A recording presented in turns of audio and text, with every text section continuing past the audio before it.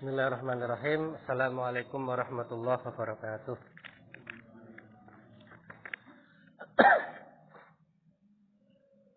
Alhamdulillahirabbil alamin. Wa bihi nasta'inu ala umuri dunya waddin. Wassalatu wassalamu ala asyrafil anbiya'i wal mursalin wa ala alihi wa ashabihi ajmain amma ba'du. Alhamdulillah atas limpahan rahmat dan hidayah dari Allah Subhanahu wa taala semata sehingga bisa kita lanjutkan belajar kita fikih waris dari kitab Mukhtasar Fiqh Al-Islami, ringkasan fikih Islam yang merupakan karya Syekh Muhammad Ibn Ibrahim At-Tuwaijiri. Pada pertemuan yang lalu kita membahas siapa saja di antara laki-laki yang berhak mendapatkan waris. Ada 15 golongan. Laki-laki yang mendapatkan waris itu ada 15.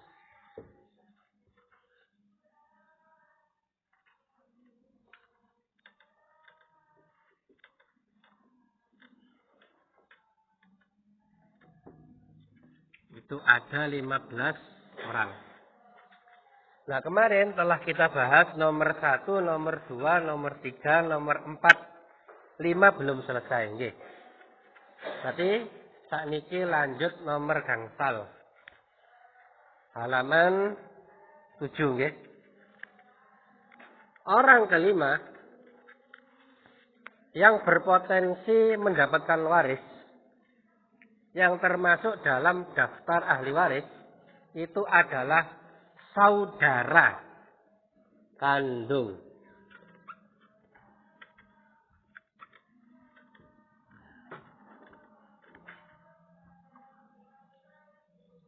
Saudara tentunya laki-laki. Nanti yang perempuan dibahas nanti. Jadi kita list dulu. Ini adalah daftar ahli waris. Nanti kalau suatu kasus terjadi, maka bisa jadi dapat, bisa jadi tidak. Kalau tidak ada yang menghalangi, maka mendapatkan. Tapi kalau ada yang menghalangi, maka tidak mendapatkan.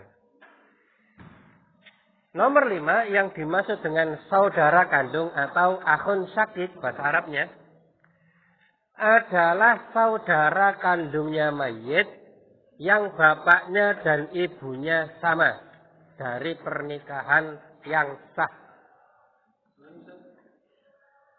Saudara kandung, ini kan laki-laki ya.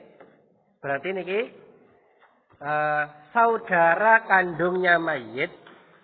Mayitnya ini laki-laki atau perempuan? Dalam bisa laki-laki bisa perempuan. Karena laki-laki mayitnya bisa punya saudara kandung, perempuan yang meninggal juga bisa saudara laki-laki kandung. Enggak masalah. Ya, yang nanti yang bisa dibedakan itu kalau ada ahli waris suami misalkan, nah, pasti mayitnya istri, mesti wanita ya. Kalau ada ahli waris suami berarti mayitnya perempuan. Kalau ada ahli warisnya itu istri berarti mayitnya laki-laki. Tapi kalau ini mayitnya bisa laki-laki bisa perempuan. Jadi saudara kandung adalah saudara kandungnya mayit. Yaitu yang bapak dan ibunya sama dengan mayit dari pernikahan yang sah. Nah, itu ya. Jadi kalau misalkan dulu ada orang beling, misalkan si A dan si B laki-laki dan perempuan. Nah, karena pacaran dilarang ya. Akhirnya si B ini hamil. Punya anak si C. Nah, berarti ini anak apa? Anak zina. Anak zina. Tapi dia nggak berdosa orang tuanya. Setelah itu ternyata A dan B tobat. Tobat, kemudian menikah, punya lagi anak si D. Nah, karena si C ini tidak dinasabkan kepada si bapaknya, maka si D ini bukan saudara kandungnya si C, tapi dia adalah saudara seibu saja. Ya. Karena bapaknya memang secara biologis sama, tapi tidak menikah dengan pernikahan yang sah. Tapi kalau keduanya menikah dengan pernikahan yang sah, nah, misalkan si A dan si B ini menikah dengan pernikahan yang sah, maka punya anak namanya si C. Punya anak lagi si D. Nah, kemudian kalau salah satunya mati, misalkan si C mati, meninggal dunia, ya, si C ini meninggal dunia, jadi mayit.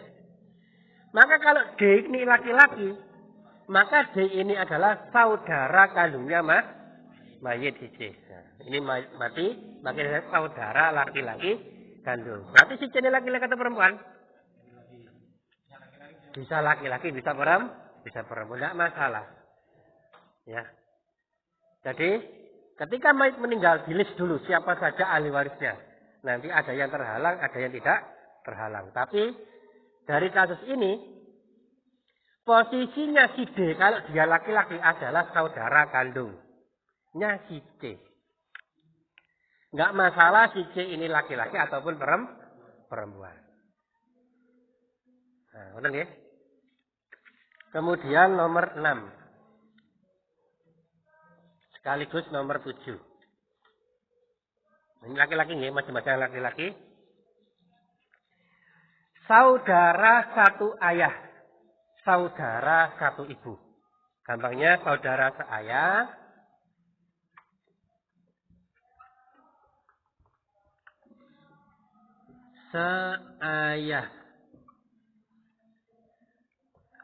dan saudara seibu.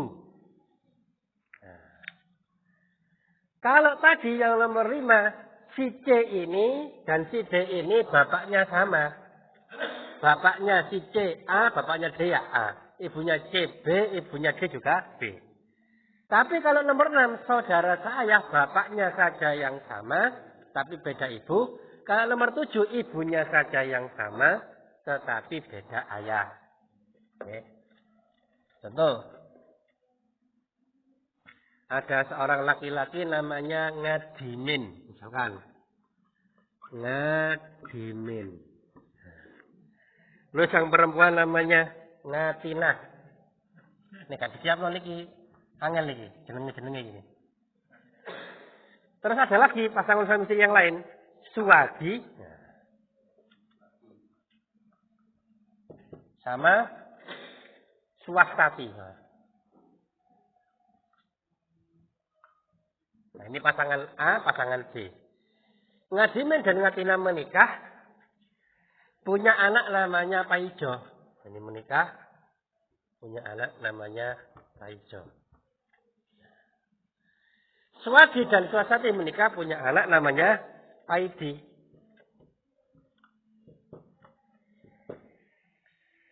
Karena suatu hal, entah karena cerai, entah karena meninggal dunia, ya katakanlah meninggal dunia saja. Misalkan Ngadimin meninggal dunia, berarti Ngatina jadi apa? Nah. Kemudian Swadi dan Swastati meninggal dunia, berarti Swadi jadi apa? Duda dan janda ketemu, nikah. Nikah, ini kan sudah bisa ya kan, sudah meninggal. Bisa juga kan cerai juga bisa. Nah. Punya anak namanya Pariman. Ini kan bahasa laki-laki dulu. Bahas ahli waris laki-laki, belum yang perempuan lagi. Pariman.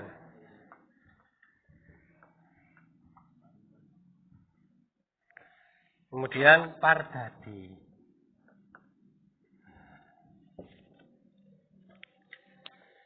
Nah, seumpama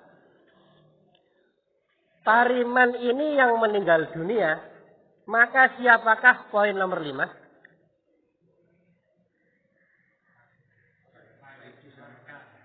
Pardadi.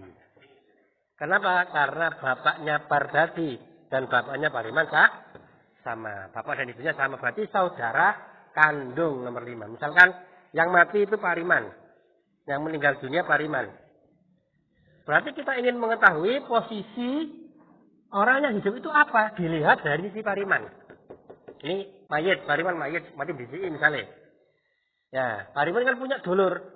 Paidi ya dulure Pariman, Paijo ya dulure Pariman, Pardadi ya dulure Pak. Kan ngoten nggih.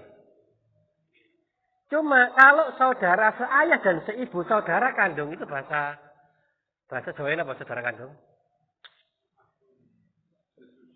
Akhun sakit niku kan bahasa Arab ya, bahasa Jawa apa? Dulur apa? Nggih, napa, Pak? Saudara kandung itu kan bapaknya dan ibunya sama nggih. Bahasa Jawa apa? Nggih, bahasa Jawa apa? Bahasa Jawa. Dulur cer ya. Nah niku nomor 5 itu dulur cer niku. Dulur cer. Nah, ngoten nggih, ngoten mawon. Berarti Pardadi kalau Pariman meninggal dilihat dulu siapa saja ahli mayit. Oh Pardadi ini posisinya apa? Posisinya adalah saudara laki-laki kandungnya Pariman. Jadi masuk list ahli waris. Nanti terhalang nggak terhalang berikutnya ya kari. Nah kemudian dilihat dari bagian ini kasus ini siapakah yang merupakan poin nomor 6 saudara seayah?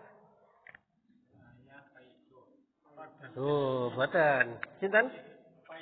Paidi. Jadi Pariman meninggal dunia, siapakah poin nomor 6? Siapakah saudara seayahnya Pariman? Jawabannya adalah Paidi. Kenapa? Karena Pariman dan Paidi bapaknya sama, namanya siapa? Swadi. Meskipun ibunya beda, Paidi punya ibu Swastati, Pariman punya ibu namanya Ngatina. Nah, benar? Kemudian kalau poin nomor 7, saudara seibu, dilihat dari kasus ini kalau yang meninggal Pariman, maka siapakah poin nomor 7 saudara seibu? Nah, baru Pak Ijo.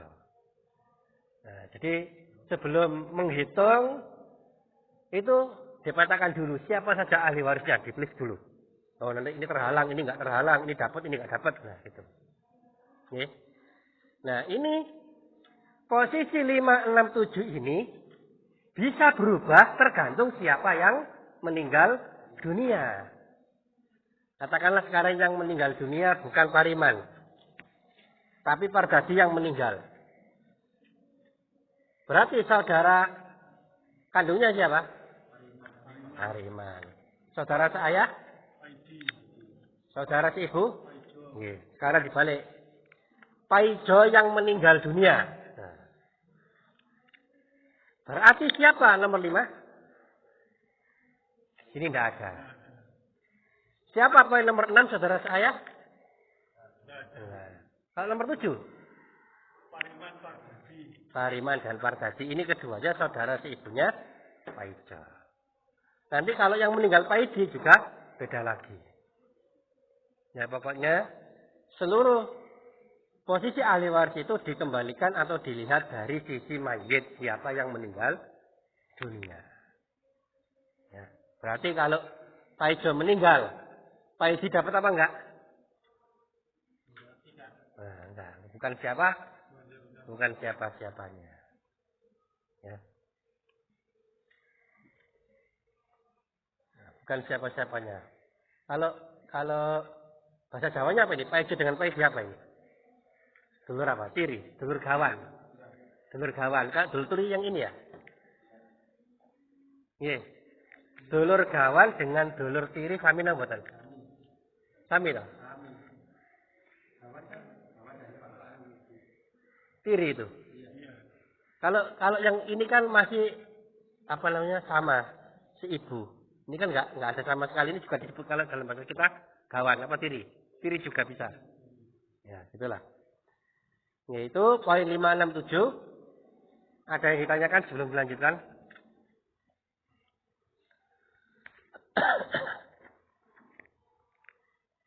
Lanjut ya berarti ya.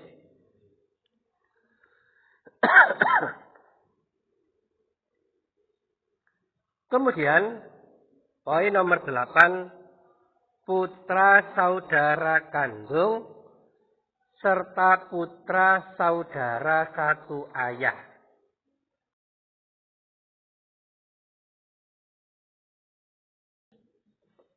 Putra. Berarti anak laki-laki. Putra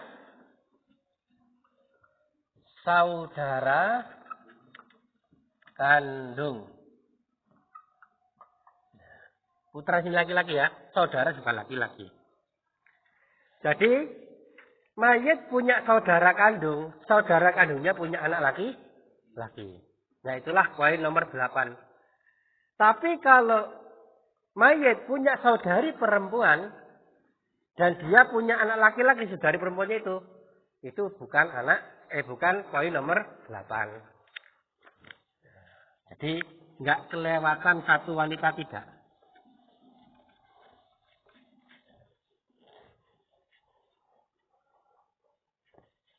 Contoh lagi. Taijo, misalkan, dan Marinem. Punya 3 anak. Oke. Kalau lahir. Kenapa nggak dewe nih, Pak? Anak ini. Gampangnya ABC saja. Oh, harus tahu jenis kelaminnya ya. Misalkan sini Jono, Jojon, sama nopo nih? Juwita.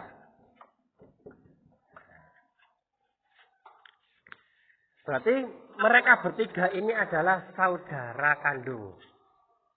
Ada saudara kandung, ada saudari kandung. Pokoknya mereka bertiga ini bapaknya sama, ibunya sama. Nah, gitu ya. Nah, kemudian masing-masing dari mereka ini punya anak laki-laki dan anak perempuan. Katakanlah yang sebelah kiri laki-laki, si A ini laki-laki, B perempuan. C laki-laki, D perempuan. E laki-laki, F perempuan. Masing-masing punya 2 anak. Laki-laki perempuan, laki-laki perempuan, laki-laki perempuan. Gitu ya. Nah. Misalkan kalau yang meninggal adalah Jojon. Ini meninggal duluan. Siapakah poin nomor 8 putra saudara kandung? Huruf apa? A sama? E termasuk nama buatan? AC. Oh ini kalau C kan anak kandung.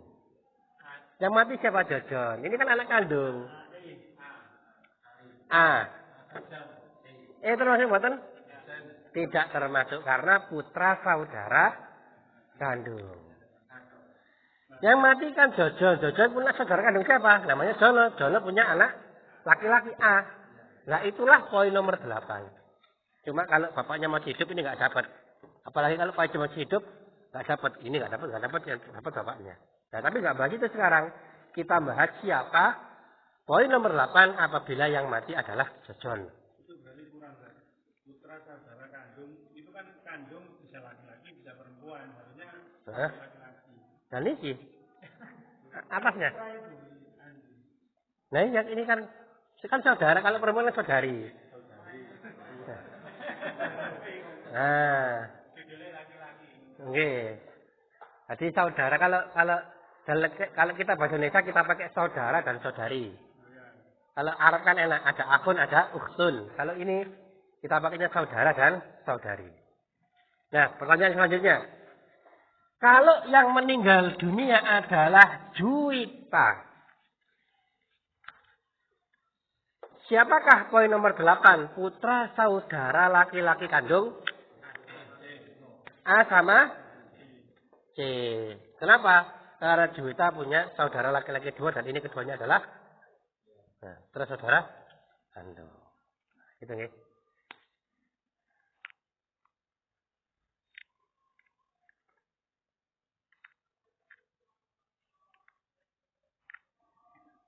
Berarti kalau ini meninggal keponakannya bisa dapat.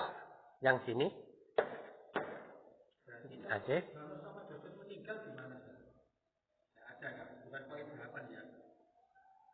Yang mana maksudnya? Nah. Ada, misalnya ini sudah meninggal duluan. Meninggal duluan. Ya berarti kan sudah selesai berarti.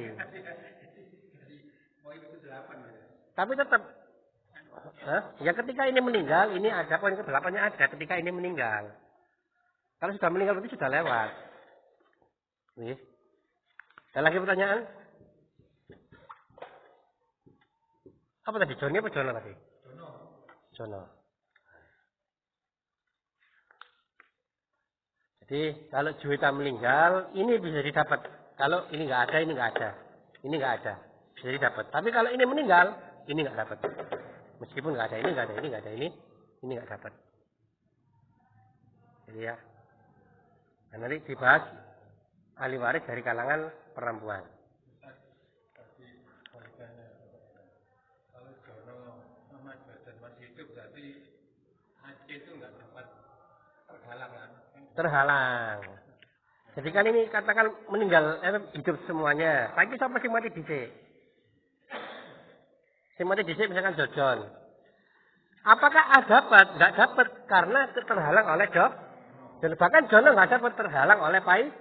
Tapi sekarang nggak bahas itu. Kita bahas siapa sih poin nomor 8 berdasarkan bagan ini. Nah gitu saja. Nanti terhalang nggak terhalang itu pembahasan sendiri. Ada lagi? Ya pokoknya sekarang bahas poin 5, 6, 7, 8 seterusnya sampai lah bahas siapa saja. Nomor 9.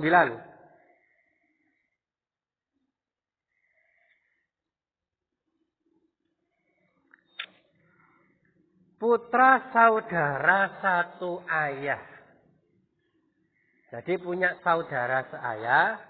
Saudara laki-laki seayah itu punya anak kandung. Jadi harus gambar dulu. Tapi saudaranya bukan saudara kandung.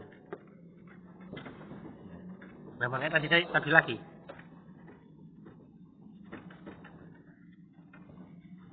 Ini produk UKM ya. Iya Pak. Produk UKM betul.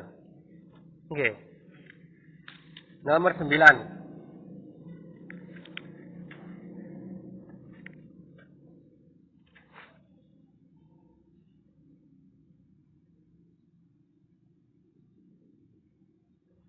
Putra saudara ini laki-laki atau perempuan? Laki-laki ya. Saudara laki-laki seayah. Berarti dia adalah anaknya. Poin nomor berapa?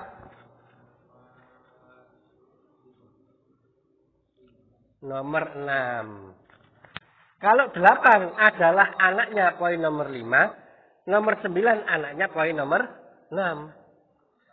Jadi sebelum memahami nomor 8, nomor 9 harus paham dulu 5 dan 6. Anaknya nomor 5, anak laki-laki nomor 5 ahli waris. Anaknya poin nomor 6 ahli waris. Tapi anak laki-lakinya poin nomor 7 bukan ahli waris. Beda ya? Beda. Nah, jadi kalau saudara saya tadi, misalkan, langsung saja ya, pakai huruf awan A, B, C, D. AB, suami istri punya anak namanya E. CD punya anak namanya F. Nah, kemudian ini meninggal, ini meninggal. Akhirnya B sama C menikah. Nah, kemudian punya anak namanya G dan H. Nah, katakanlah ini semua anaknya laki-laki. Ya. Nah, kalau yang meninggal dunia adalah si G meninggal dunia. Berarti poin nomor 9 ini siapa? Putranya F ya. Enggak ya, F-nya ini. Ini kan A laki-laki, B perempuan. C laki-laki, D perempuan. Ini suami istri.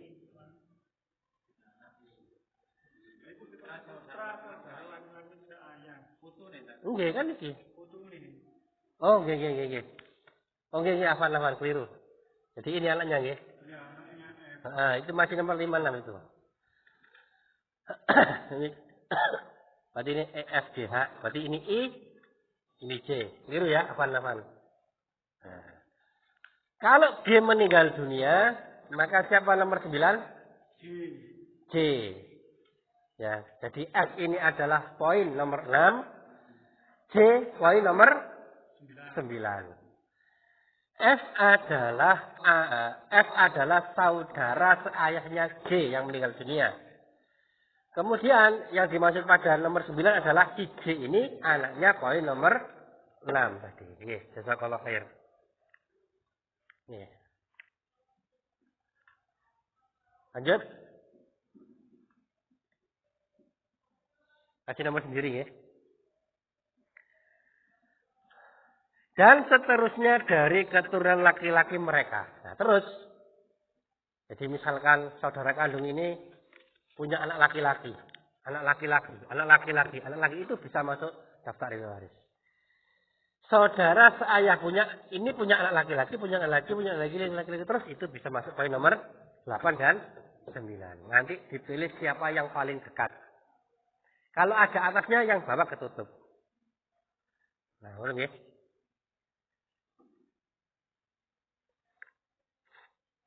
Sekarang nomor 10.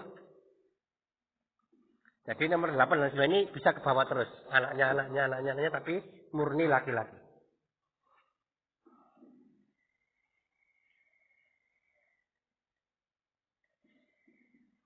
Yang nomor 10 adalah suami. Ya, suami jelas ya? Insya Allah enggak perlu penjelasan panjang lebar nih. Hah? Kalau hilaf jelas. Ya, suami. Jelas. Suami ini enggak mungkin lebih dari 1. Kalau saudara bisa banyak, 10 bisa. Kalau keponakan 10 juga bisa. Tapi suami cuma 1. Nanti kalau ada kasus waris suaminya Pak 2 ya, bermasalah nih ya. Bermasalah nih ya. Kemudian lanjut. Nomor 11. Paman kandung. Paman kandung adalah saudara kandungnya ayah.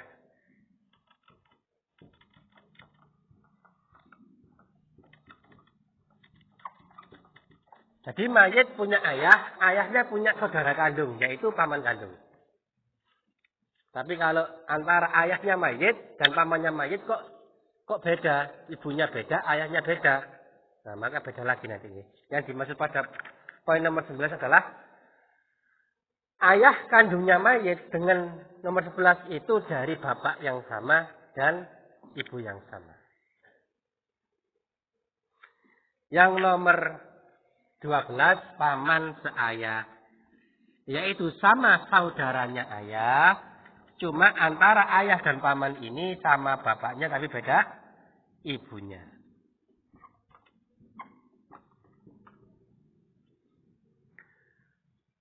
Nomor 13 putra paman kandung serta putra paman seayah. Nah. Nomor 13 itu anaknya poin nomor berapa? Nomor pinten? Nomor 13 adalah anak kandungnya poin nomor 11. Kalau nomor 14 anak kandungnya poin nomor 12. Ya, ditulis kamu ya di buku. Kemudian yang terakhir yang 15 adalah mu'tiqah atau orang yang membebaskan dari perbudakan. Yang membebaskan dari perbudakan.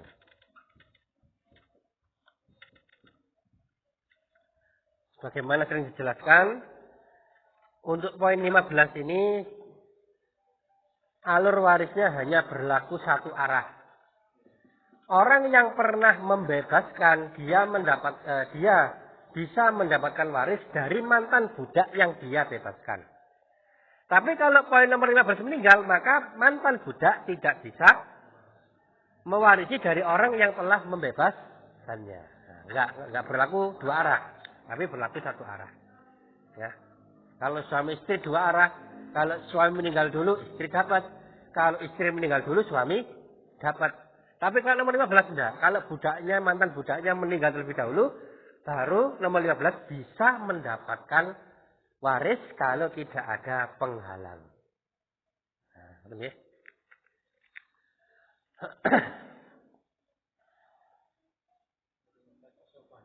Dalam? Nggih, maksudnya dia itu mendapatkan dengan asabah, mendapatkan sisa. Sisa. Jadi nomor 15 ini dia mendapatkan dengan cara sisa. Sama ini juga sisa semuanya, kecuali saudara seibu dan suami. Ya. Ibu, saudara seibu dan suami itu tidak mendapatkan asabah. Jadi misalkan gini, ya.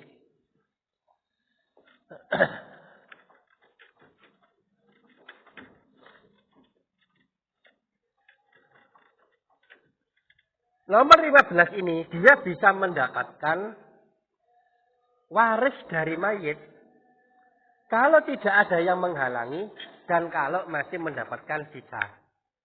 Misalkan ada orang namanya Pak Ijo lagi. Nah, Pak Ijo ini orang baik, orang kaya, pernah membebaskan budak yang namanya Pak Idi misalkan. Pak Idi ini dulu mantan budak, dibebaskan oleh Pak Ijo. Setelah dibebaskan, dia berdagang, punya harta 1 miliar misalkan. Nah. Kemudian Pak Idi ini ternyata nggak punya ahli waris. Karena mantan budak wis nggak ketemu keluarga sudah meninggal semua katakanlah, atau keluarganya kafir semuanya, akhirnya semua hartanya dipek sama Pak Ijo. Asobah itu dapat sisa. Kalau sisanya semua ya dapat semua. Tapi kalau punya anak perempuan 1, ya punya putri 1. Berarti putrinya dapat berapa? Setengah. Berarti sisa setengahnya dipek Pak Ijo kabeh. Nah itu yang sisa. Tapi kalau Pak Ijo punya anak laki-laki, putra, ya sudah dipek semua sama anaknya. Pak Ijo enggak dapat.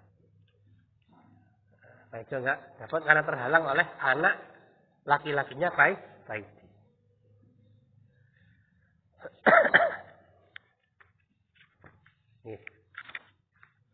Lanjut apa PR?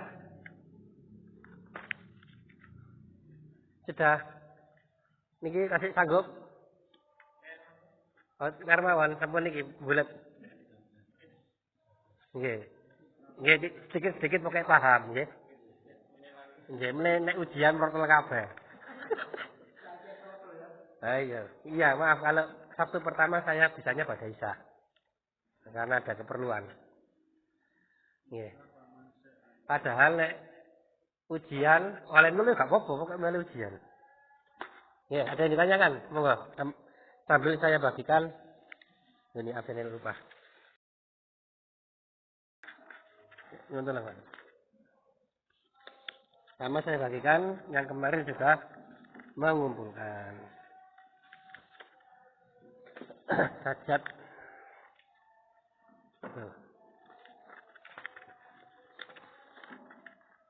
Yang mengumpulkan monggo. Nggih. Betul apa? Nggih. Yang baru gini kok. Yang baru. Ini kok. Mana tadi? Nggih.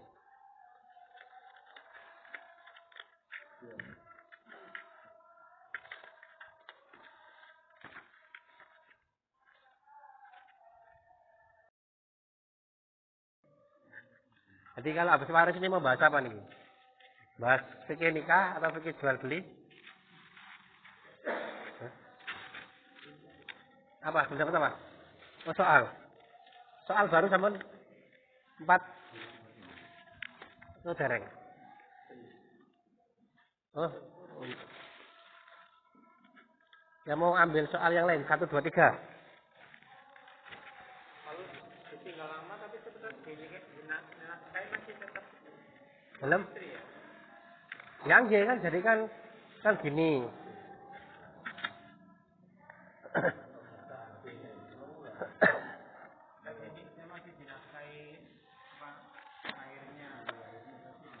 Kan ngeten, suami dan istri itu masing-masing punya hak dan punya kewajiban, gitu ya. Ketika salah satu itu tidak menunaikan kewajibannya atau salah satu haknya tidak diberikan, maka yang tidak diberikan haknya itu boleh nuntut. Nuntut. Karena itu haknya. Kalau nggak diberikan, maka bisa minta gugat cerai, minta hulu bisa. Ya, atau minta cerai. Misalkan, ya, ada suami istri, yang laki-laki ini yang pertamanya sehat, ya baik sama istrinya, gitu ya. Kemudian suatu hari suaminya sakit kencing manis. Ya nuwun sewu, jangan sampai kita kena. Kalau kencing manis nggak bisa loh Bapak. Nggak bisa memberi nafkah batin gitu, ngoten nggih. Lah terus boleh nggak mereka bercerai? Dikembalikan kepada istri karena istri punya hak untuk dinafkahi nafkah batin. Nafkah apa Pak? Nah kalau istrinya rela, ya wis gak apa-apa Mas, aku rela sampai lebihan Jawa Mas, gak apa-apa, tak enteni sampai waras, tak bungakno, masih gak waras tak enteni ngono. Sampai mati gak apa-apa, aku rela kan. Wanita seperti itu ya biasanya. Beda itu beda lah, ya wallah alam ya apa lah. Tapi kalau wanitanya minta cerai ya gimana lagi nggih? Gimana? Umpamanya Nggih. laki-laki di penjara kan gak sengaja meninggalkan wajibannya. Nah ini kan bisa diomongkan baik-baik. Aslinya kan sang suami kan nggak bisa menafkahi, kan nggak mampu dia, nggak bisa nafkah lahir batin. Nah, dibicarakan, ya apa, ini aku bukat dulu apa sampai menceraikan. Misalkan saya wes nggak mampu, karena itu kan daripada nanti zina mbak tonggo tak bahaya kan nih. Ya maka bisa dibicarakan dengan alas itu boleh nggak cerai boleh. Tapi kalau wanita aku rela mas anteni rompol tahun sampai mbak tak anteni, boleh nggak boleh itu haknya perempuan. Apa nanti setelah ini bahas fikih pernikahan saja? Hah? Bahkan niki kalau bahas fikih pernikahan itu kadang bulat kasus di masyarakat ini. Ada laki-laki selingkuh, ketahuan sama istrinya. Istrinya bales selingkuh juga. Selingkuh sama selingkuh. Terus sang laki-laki tahu istrinya selingkuh gak terima. Diadukan ke pengadilan. Padahal laki-laki yang mulai. Pokoknya ngono. Bulat pokoknya. Jadi kalau selingkuh itu belum cerai ya? Belum. Selingkuh itu kan Zina. Saya dihalus kan Cuma nanti wanita itu ada keadaan di mana dia boleh minta cerai, dia wajib minta cerai. Kapan wanita wajib minta cerai misalkan? Ya, jadi sudah kalau kamu sudah putus otomatis. Ya misalkan gak sholatnya itu Senin Kemis misalnya. Ini sudah apa namanya? Parah ini. Atau misalkan suaminya itu suka bawa perempuan ke rumah, nonton gitu. Ada istrinya bawa perempuan ke rumah. Atau suaminya itu tukang cuci. Atau dukun, misal dukun titik-titik. Jadi nggak bisa, akhirnya ya sudah minta cerai. Lapor ke hakim bisa. Itu kalau yang rusak agamanya wajib. Kalau laki-laki rusak agamanya wajib minta cerai. Tapi kalau yang rusak akhlaknya nggak wajib, mungkin misalkan laki-laki suka kasih RT, asin titik tamper, kurang lagi banting pecah apa piringnya apa gelasnya, suka mesu akhlak yang elek itu nggak sampai wajib cuma, tapi istri nasihati. Gitu. Namun tidak mari-mari dong gitu. Tapi dia mah tapi gak porong Tapi mas seru ngoten niku lagi. Konek-konek sampe nduk kampung iku waduh, ngene ku. kemarin biasanya makanan istilah itu gimana? Lalu kan kita kan untuk oke, kita tutup dulu. Ya, kalau ada benarnya maka itu semata-mata dari Allah. Kalau ada kesalahan maka itu dari saya sendiri. Mohon dimaafkan dan diingatkan. Kita tutup. Subhanaka Allahumma bihamdika. Asyhadu an la ilaha illa anta astaghfiruka wa atubu ilaik. Wassalamualaikum warahmatullahi wabarakatuh.